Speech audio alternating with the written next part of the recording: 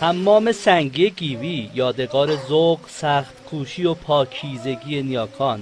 این حمام از جمله بناهای تاریخی این شهری که در دامنه کوه به صورت غاری تعبیه شده. فضای استحمام در این محوطه از طریق کندن سنگ‌ها فراهم شده.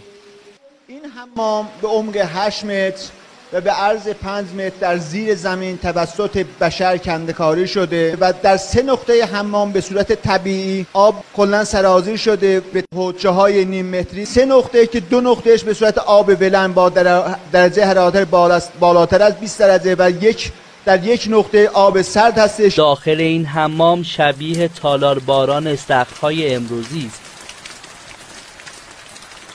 بعضی از این قطرات تبدیل به تاقدیس‌ها شده، ممکن است در آینده همه این قطرات تبدیل به تاقدیس بشه.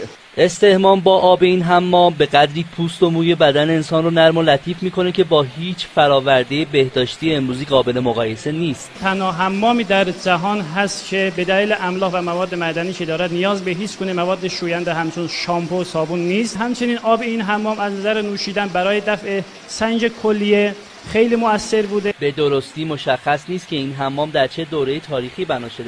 این حمام شاید قدیمی ترین حمام جهان باشه که الان هم مورد استفاده قرار میگیره. از لحاظ تاریخی میتونه با دخمه های دوران اورارتایی آذربایجان مقایسه بشه. حمام سنگی گیوی علاوه بر استفاده شهروندان جاذبه گردشگری برای این شهر محسوب میشه. از کدوم استان تشریف آوردید؟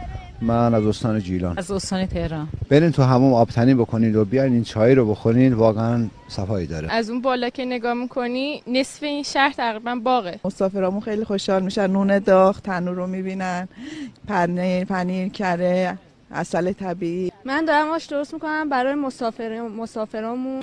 بفرمایید چای آلبروی زغالی محلی. نوش جانتون.